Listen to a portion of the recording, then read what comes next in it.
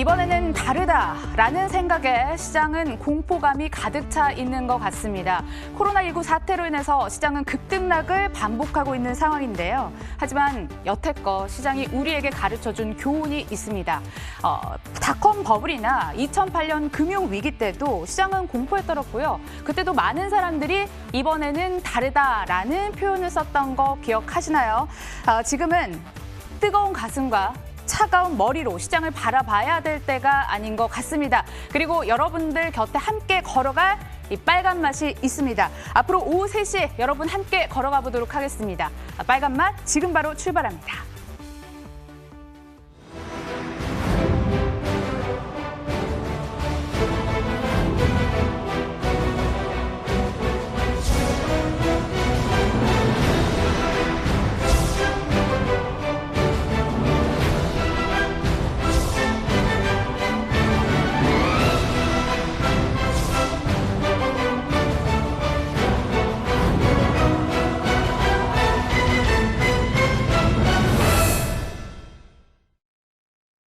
한 주간 심혈을 기울여서 저희 기획 특집으로 시작을 해보도록 하겠습니다. 월요일 빨간맛 이분과 함께 시작해보죠. 어렵게 모셨습니다. 이미 주식신학에선 유명한 분이시죠. JYP 인베스트 박재현 대표 모셨습니다. 안녕하세요.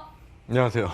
아니 미국이 기준금리를 제로 수준까지 낮췄고요. 7천억 달러의 양적 완화, 다우 9% 폭등 이 정도면 상승세로 충분할 것 같았는데도 불구하고 지금 코스피는 2% 낙폭을 갑자기 더 키우고 있고요. 코스닥도 1.42% 하락세가 포착이 되고 있습니다. 이 블랙홀처럼 호재를 다 빨아버리는 시장인데요. 이렇게 하락하는 이유 어디에 있을까요? 너무 굉장히 무섭게 얘기를 하셔가지고 아까 주제에도 봤더니 디플레이션에 뇌관이 되나 이런 게 있어서 오늘 그런 얘기 안 할 거고요. 좋은 얘기 할 거니까요. 끝까지 좀 들으시되 이야기가 중간에 조금 어려울 수 있으니까 집중을 해서 보시면 좋을 것 같아요. 근데 시장이 좀 너무 많이 빠지는 건 사실입니다. 그렇죠? 그래서 저도 오늘 상당히 아침에 좀 괜찮다가 지금 보니까 좀 마음이 좀 쓰린 건 없지 않아 있어요. 누가 안 그렇겠냐마는 다들 힘 좀 내시고요. 근데 지금 중요한 거를 딱 하나만 짚어보라고 하면은 물가라는 거에 대한 기대가 좀 낮아져 있는 게 아닌가 싶어요. 물가라는 게 잘 생각을 해보시면 이렇습니다. 이 펜을 생각을 해보면 이 펜이 만약에 1,000원이라고 칠게요. 근데 이게 내일은 2,000원이 되고 모레는 3,000원이 됩니다. 그러면 갖고 싶죠. 물가가 올라가면 사람들은 그 물건을 갖고 싶어요. 땅도 비슷하잖아요. 그런데 이게 어차피 내일도 1,000원이고 모레쯤 되면 한 900원 될 것 같아. 그럼 잘 안 살라 그러죠. 그죠? 결국은 물가가 상승을 한다라는 그 기대감을 갖고 있어야지 시장이 성장을 하는데 지금 현재는 그런 기대가 좀 많이 빠진 것 같아요. 코로나 때 수요가 깨졌네, 공급이 깨졌네 이런 얘기도 많이 들으셨을 것 같고 그러면 당연히 수요 깨지고 공급 깨진 거는 결국은 물가에 대한 기대가 없는 거고요.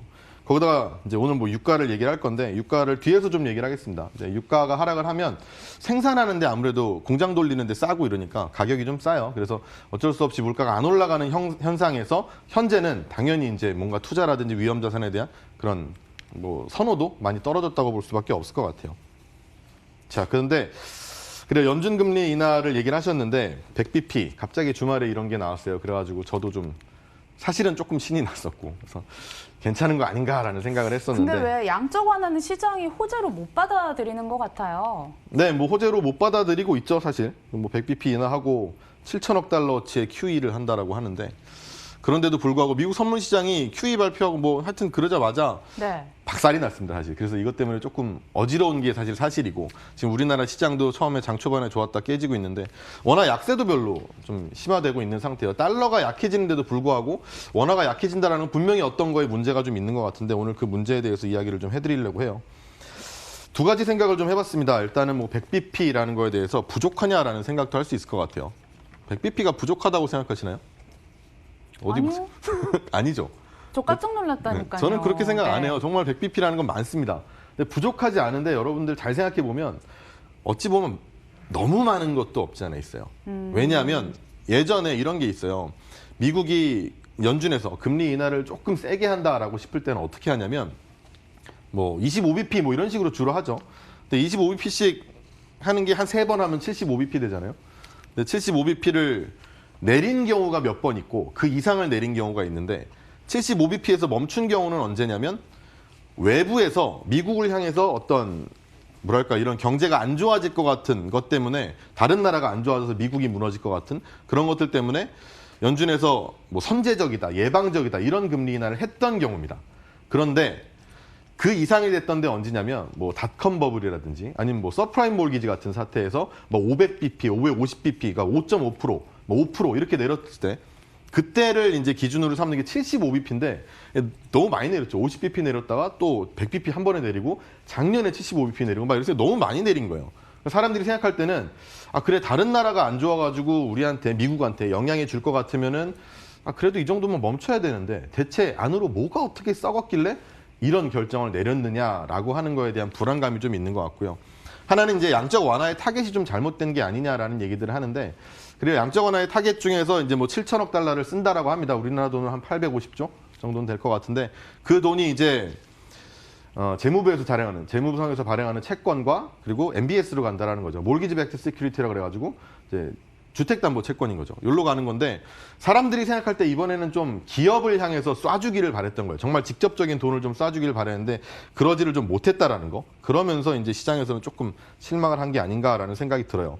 근데 제가 또 이렇게 얘기를 하면 야 뭐 직접적으로 돈을 주나 뭐 간접적으로 주나 어차피 돈이냐 그런 생각을 할 수가 있는데 좀 다릅니다. 기준금리를 인하를 해서 기업들한테 그럼 돈을 한번 빌려가 봐라 라고 할 수가 있어요. 근데 이렇게 할 수가 있는 건 간접적이라는 거고 직접적인 건 어떤 회사가 발행하는 나 이런 돈이 좀 필요해요 라고 해서 발행하는 채권을 회사채라고 하죠. 이 채권을 직접적으로 매입을 좀 해주는 건데 쉽지는 않습니다. 예전에 이제 벤 버냉키 의장 같은 경우 지금의 제롬 파월 전에 뭐 옐런 의장이 있었고 그 전에 버냉키 의장이 있었는데 버냉키 의장도 사실 이런 식으로 시도를 했다가 의회에서 한번 딴지를 건 적이 있죠. 근데 그게 지금도 아직까지 좀 남아 있어요. 뭐 MBS 사는 것도 조금 그렇고 사실 회사채를 사는 거는 뭐 미국의 국민의 돈으로 너무 위험한 걸 투자하는 거 아니냐 뭐 이런 게 있어가지고 못 하고 있어서 아마 지금은 일단 간접적인 돈을 좀 뿌린 것 같습니다. 자 그런데 그래가지고 이 다른 거를 좀 너무 없어 보일 수는 있겠지만 그래도 분명히 좀 다르다라는 게 제가 왜 자꾸 이 회사채에다가 돈을 좀 쏴야 되냐라고 얘기를 하는 건데 이게 좀 어려운 얘기긴 한데 간단하게만 좀 말씀을 드리겠습니다. CLO라는 게 있어요. 대출 채권 담보부 증권이라고 부르고요. Collateralized Loan Obligation이라고 불러요. 저건 뭐냐면 부실 채권을 묶어서 담보로 발행하는 채권이라고 해요. 이게 뭐냐면 그러니까 부실한 채권들, 그러니까 좀 부실한 기업들에게 돈을 빌려준 은행들이 그 채권을 묶어가지고 한 보따리에 집어넣습니다. 그러면 이거를 담보로 해서 채권을 발행을 하는 거예요. 그럼 이런 식이죠. 예를 들어서 부실한 기업한테 은행이 돈을 빌려줍니다. 그럼 돈을 빌리러 온 부실 기업한테도 은행은 돈 빌려주기가 좀 그래요. 왜냐하면 이거 망할지 어떻게 알고 그런 생각이 들 거 아닙니까, 그죠? 그런데 빌려줬다 한데 은행한테 또 부담입니다. 왜 그러냐면 자기 자본 비율이라는 것도 있고 이제 어느 정도의 신용 리스크를 은행이 안고 있느냐라는 지표들도 있는데 그게 떨어지게 되면 이제 국제 신용평가사에서 얘기가 좀 나오게 되겠죠. 그런 것들 때문에 이제 부실 채권을 만드는 게 은행한테 굉장히 부담인데 이 CLO를 발행하게 되면 이 부실 채권에 대한 위험을 아주 크게 경감을 시켜줍니다. 어쨌든 간 담보로 뭔가 채권을 또 발행을 한 거니까. 자, 그런데 미국 신용채권 시장의 잠재적 위험이라고 지금 얘기하는 게 왜 그러냐면 이 부실 대출 채권을 묶어가지고 CLO를 발행해서 어쨌든 위험도를 낮추고 자꾸 대출을 해줬다라는 거거든요. 그러면 원래는 심사가 통과가 안 됐을 수도 있는 증권인 거예요. 근데 해준 거죠. 이게 쌓여 있는 게 지금 미국의 관점인 거고 이게 만약에 터지게 되면 금융 위기가 오는 겁니다. 물론 왜 그렇게 세게 얘기해라고 생각하실 수도 있는데 맞는 말이에요. 이거 옛날에 우리가 2008년에 금융 위기가 왔을 때도 CDO라는 게 터졌었죠. 근데 이것도 똑같습니다. CLO가 터지면 금융 위기는 오게 돼 있어요. 그리고 그 안에 부실 채권이 아주 크게 있다라는 거고요. 근데 이 부실 기업들을 대상으로 해서 이제 돈을 빌려주는 예를 들어서 빚이 많거나 아니면 트리플 B라 그래가지고 이제 투기 등급의 이런 기업들에게 돈을 빌려준 거 있잖아요. 그런 은행들, 그러니까 그런 기업들에게 변동금리로 돈을 빌려주는 거. 이걸 레버리지론이라고 해요. 근데 이 레버리지론은 굉장히 위험한 채권인데 사실 은행 입장에선 이게 부도가 되게 잘 나요. 근데 이 부도율이 높아지면 금융 위기가 옵니다. 근데 그 정도는 아니라는 거예요. 최근에 많이 늘어나거든요. 고위험 채권 발행 증가한 거 보시면 이 초록색으로 보이는 게 이제 하이힐드 채권이에요. 즉 고위험 채권입니다. 그리고 요 회색으로 된 게 레버리지론이에요. 방금 말씀드렸던. 근데 이 레버리지론이 상당히 빠르게 늘고 있고요. 뭐 사실 하이힐드는 그렇게 많이 안 늘었어요. 비슷한데 둘을 합쳐보면 늘고 있습니다. 어쩌면 시장에서는 뭐 나쁜 얘기입니다. 폭탄이에요. 이게 터지면 금융 위기가 올 수가 있어요. 그런데 다행인 건 뭐냐면 사실 이 하이힐드 채권보다 이 레버리지론이 굉장히 위험한데 이 레버리지론이 부도가 얼마나 나느냐 보면 이 앞에서 보시면 2008년 보이시죠, 그죠? 부도율 올라가는 거. 그러니까 이런 식으로 되거든요. 근데 지금도 올라간 거 보면 2014년에 잠깐 올라가고 이런 거 지나고 나서 지금입니다. 지금 나쁘진 않습니다. 그러니까 이걸 가지고 뭐 금융 위기가 오느냐 뭐 이런 이야기를 하는 건 사실은 잘못이에요. 좀 전에 말씀을 드렸던 것처럼 레버리지론 같은 게 부도율이 이렇게 올라가지 않았다라는 거를 봤을 때 사실 터질 위험은 언제나 내포하고 있습니다만 안 터질 것 같아요, 지금은. 이런 상황에서 사람들은 불안해하는 거죠. 우리 그런 얘기 최근에 하잖아요. 뭐 셰일 기업들이 혹시나 뭐 망해가지고 유가 많이 떨어졌으니까 그렇게 되면은 갑자기 이제 회사채가 터지고 이러면서 은행이 망하고 뭐 다시 금융위기가 오고 이런 얘기들을 하는데 아직 괜찮다라는 거예요. 근데 여기서 만약에 우리는 이제 아까도 뭐 직접적인 투자, 이제 자금 공급과 간접적인 자금 공급에 대한 말씀을 좀 드렸었는데 직접적인 자금 공급을 해서 이 회사채를 사주면 좋습니다. 고맙습니다. 하지만 못 그러고 있잖아요, 지금.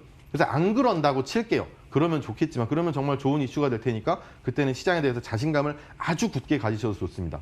하지만 지금 그러지 못한다고 하면 어쨌든 간접으로도 뿌려놓은 자금들은 돌아오게 돼 있고 퍼지게 돼 있거든요. 단지 시간이 좀 많이 걸린다 뿐이지. 그래서 그 시간을 좀 기다리는 게 좀 필요할 것 같고요. 조금만 느긋하게 시장을 보시면 어떨까라는 생각을 좀 하고 있어서 이번에 100bp를 내렸는데도 불구하고 네. 시장이 왜 이 모양이야? 라고 하는 거에 대해서도 조금만 여유를 갖고 보시면 어떨까 하는 생각입니다. 준비하신 유가도 살펴보도록 하겠습니다. 20달러까지 내려갔는데 어디서는 10달러 밑으로 더 내려갈 수 있을 것으로 전망도 하고요. 아니다, 반등할 것이다 이렇게 팽팽하게 엇갈리고 있습니다. 어떻게 생각하세요? 유가 그래프를 좀 볼 텐데 잘 보이나요? 참담하네요. 보이네요. 네. 차트가. 박살이 났습니다. 예. 사실. 그래서 사실 유가가 원래 막 60몇 불, 뭐 50불 후반 뭐 이 정도 겨우 가다가 이제 갑자기 30불대로 떨어지고 오늘도 많이 빠지고 있어요. 근데 유가가 떨어지면 안 좋은 게 뭐냐면 유가라는 거는 위험 자산입니다. 결국은. 최근에 뭐 많이 안 움직였죠, 그래도. 근데 예전에 막 100 몇십 불 할 때도 있었고 10 몇 불 할 때도 있었어요. 그런 자산을 뭐 안전 자산이라고 부를 수는 없잖아요. 위험 자산입니다, 기본적으로. 근데 유가가 이렇게 빠지면 사람들은 그렇게 생각해요. 투자할 때 아우 무서워라는 생각을 하게 됩니다. 그럼 당연히 위험 자산에 대한 관심이 떨어질 수밖에 없어요. 우리는 위험 자산에 주로 투자를 하시는데 위험 자산이 이렇게 되면 어쩔 수가 없죠. 그리고 제조업의 생산 단가가 하락을 합니다. 아까도 뭐 펜이 1,000원이었다, 2,000원이었다 뭐 이런 얘기를 했었는데 제조업의 생산 단가가 빠지게 되면 당연히 물가는 안 오릅니다. 물가가 안 오를 거란 기대가 생기면 위험 자산에 대한 투자도 없어지는 거죠. 그러니까 전 세계 자금이 돌아가는 걸 오늘은 제가 그래도 오늘 여기 처음 나왔으니까 좀 설명을 한번 길게 좀 드리고 싶은 거예요. 그리고 최근에 나온 이야기, 또 셰일 기업이 망한다. 이게 이제 떨어지면은 마진 없으니까 셰일 기업들이 망하게 되면 그러면 그때는 뭐 은행이 터지는 거 아니냐 뭐 이런 얘기들 있잖아요. 그런 네네. 얘기들 때문에 좀 더 그런 거죠. 그래서 하이힐드 스프레드가 벌어진다라는 얘기 최근에 뭐 방송을 통해서든 아니면 뭐 서적을 통해서든 많이들 보셨을 것 같은데 간단하게 좀 설명을 드리면 하이힐드 스프레드가 뭐냐면 고위험 채권, 뭐 부실 채권이라고 볼 수가 있겠죠. 자료는 안 써놨군요. 말씀으로 드리겠습니다. 하이힐드 스프레드라는 게 뭐냐면 어떤 우량 기업이 있고요. 어떤 부실 기업이 있습니다. 근데 우량 기업 같은 경우에는 은행에 가서 돈을 빌린다고 쳐볼게요. 돈을 빌리는데 뭐 예를 들어서 5%의 금리를 빌린다고 칠게요. 근데 지금이 경제가 아주 괜찮습니다. 장사도 잘 되고 다 잘 돼요. 그럼 부실 기업들도 나름 돈을 잘 벌거든요. 그럼 은행 가서 돈을 빌리려 그러면 5%보다는 조금 높겠지만 비슷해요. 그래서 뭐 예를 들어 한 7%라고 볼게요. 그럼 둘의 차이가 2%가 나죠, 그죠? 그런데 경기가 어려워진다고 생각을 해보겠습니다. 우량 기업들, 예를 들어 뭐 우리나라로 삼성전자를 쳐볼까요? 삼성전자 같은 경우에는 뭐 많이 어려워지나요? 비슷하죠, 그죠? 그러면 은행 가서 돈을 빌릴 때도 비슷합니다. 5%가 높아져 봐야 6, 7%밖에 안 된다고요, 금리가. 근데 부실 기업들은 확 쪼그라들죠. 그럼 은행 가서 돈을 빌리라 그러면 안 빌려줍니다. 그래서 이자가 엄청 높아지죠. 10%, 15%로 높아져요. 그러면 그 둘 사이의 금리가 벌어지게 되죠. 이게 이제 사실은 높은 고위험 채권 회사채의 금리와 저위험 채권의 회사채 금리가 많이 벌어지는 거. 이거를 하이힐드 스프레드라고 불러요. 근데 이 하이힐드 스프레드는 어쨌든 간 뭐 셰일 기업들이 망해가면 그러면 셰일 기업은 지금 현재 돈을 잘 못 벌고 있는 상태고 미국의 이제 셰일 기업들은 그럼 이 하이엔드 스프레드가 너무 최근에 벌어졌거든요. 그러니까 혹시나 이걸 어떡하지라는 위험에서 나오는 건데요. 오늘 제가 생각하는 이 유가 하락이 과연 언제까지 갈까에 대한 결론은 이렇습니다. 멀리 안 간다라는 이야기를 좀 드리고 싶어요. 그 이유를 설명을 드릴 건데요. 뭐 기름값 나는 별로 신경 안 써라는 분들도 많을 것 같아요. 근데 기름값 올라오면 나중에 증시도 올라올 겁니다. 그러니까 지금 관심이 없으시더라도 제가 뭐 이 방송을 통해서라도 가끔은 짚어드릴 테니까 한 번쯤은 관심을 좀 가지시면 좋을 것 같아요. 지금 현재 유가가 왜 떨어지고 있는지들 뭐 아시죠? 사우디하고 러시아랑 싸우죠. 근데 지금 사우디가 이제 열받았죠. 감산하려고 하는데 러시아가 안 해 이랬습니다. 그랬더니 일일 생산량을 자기는 늘려버리겠대요. 뭐 얼마 늘리는지 이건 필요 없습니다. 그냥 늘린답니다. 자, 그 다음에는 사우디 공급 가격 뭐 얼마인지 필요 없습니다. 내린답니다. 공급 가격 내리고 그래도 세상의 원유 컨트롤러라고 불리는 사우디아라비아가 생산량을 늘리고 공급 가격을 내린다라고 하면 많이 생산해서 가격도 싸게 팔래라고 하면 전 세계 유가는 당연히 빠지는 게 정상이겠죠. 그죠? 자, 그러면 유가 하락으로 인해서 아까도 말씀드렸듯이 위험 자산이 흔들리고 생산 단가가 하락해서 물가의 상승에 대한 기대가 없어지는 거고요. 그럼 물가 상승 기대가 하락하고 셰일 업체 도산 위험이 있으니까 우리는 지금 떨고 있는 거예요. 그래서 증시도 좀 많이 빠졌었죠, 이것 때문에. 그런데 사실 따지고 보면 사우디가 조금 더 유리한 것도 있어요. 왜냐하면 잉여 생산 능력이라 하죠. 아직까지 놀고 있는 시추시설. 그 사우디가 많습니다, 더. 180만이고 러시아는 50만밖에 안 돼요. 좀 움직여도 되겠죠? 여기가 러시아고요. 여기가 사우디입니다. 비슷하죠, 그죠? 근데 사우디가 훨씬 더 생산할 능력이 많아요. 무슨 뜻이에요? 이 원유 시장에서 내가 생산량을 조절할 수 있는 그런 여분 이게 좀 더 많다라는 겁니다. 그럼 싸우면 누가 이겨요? 사우디가 이길 가능성이 좀 크겠죠, 그죠? 그리고 러시아 충격도 한번 볼까요? 이게 러시아 루블화거든요. 달러당 러시아의 루블화를 가리키는 건데 60한 1 달러당까지 왔다가 올라옵니다. 75 막 이래요. 엄청 높아졌죠, 그죠? 우리나라 원화가 이런 식으로 움직였으면 우리는 패닉이 왔을 겁니다. 하지만 러시아 루블이니까 나 몰라 이러고 있지만 어쨌든 러시아도 충격을 받았어요, 분명히. 그렇죠? 그런데 이 싸움은 그래도 저는 러시아가 이길 거라고 생각을 합니다. 왜냐하면 러시아의 외환 보유고가 지금 역대 최대 수준에 와 있습니다. 돈이 일단은 달러를 엄청 쌓아두고 있기 때문에 망하기가 쉽지가 않습니다. 버틸 힘이 있다는 거죠. 지금 GDP 대비해서 한 30% 정도 갖고 있고요. 유가 의존도도 많이 하락을 했어요. 이런 나라들이 다 왜 그러냐면 잘 무너지는 게 기름으로 인해서 기름을 팔아서 번 돈으로 나라가 먹고 사는 거예요. 근데 기름값이 떨어져. 옛날엔 100불이던 게 지금 30불이야. 그럼 어떻게 돼요? 나라 재정이 구멍이 나겠죠. 그것 때문에 세상이 어려워지는 건데 스탠다드 앤 푸어스에서 작년에 이 러시아에 대해서 국가 신용도를 높입니다. 그러면서 루블화와 유가의 상관관계가 많이 안정화됐다라고 얘기를 해요. 몇 년 전만 하더라도 막 거의 1에 가까웠습니다. 거의 같이 갔어요. 그런데 지금 0.3 이 정도에서 움직이고 있거든요.